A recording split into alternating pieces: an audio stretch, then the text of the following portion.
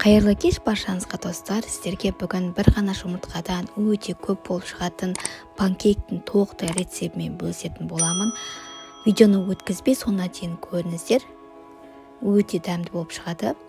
Алдымен ыдысымызға бір жұмыртқаны жарып саламыз. Оған 70 грамм қант салып, венчикпен жақсылап қанты ерігенше араластырамыз.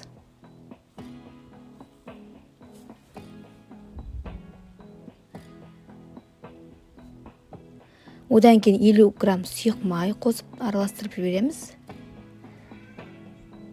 Және 200 грамм сүт қосып араластырамыз. Енді 140 грамм ұнымызға 5 грамм қопсытқыш қосып араластырып, аз-аздан салып араластырып отырамыз. Түйіршік, іртік болмайтындай жақсылап араластырамыз.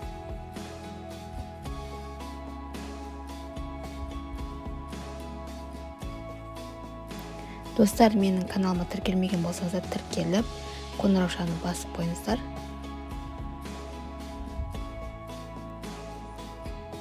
Міне, дайын болды. Қатты қою емес, сұйық емес, орташа массада.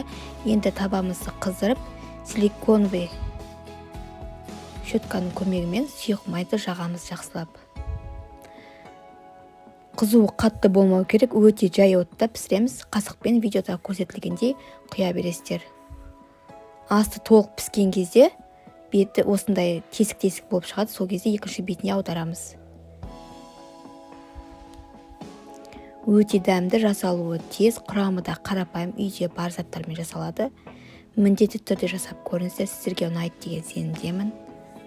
Арнама тіркелмеген болсаңыз тіркеліп, лайк басып, өз ойларыңызды жаза кетіңіздер. Қоңыраушаны басуды ұмытпаңыздар. Келесі видеоны рецепті бірінші болып көретін боласыздар.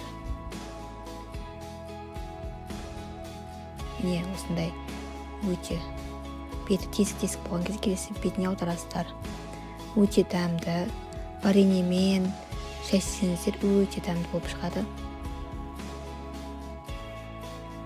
Сіздермен болған жансая. Келесі видео рецепте кездескенше сау болыңыздар.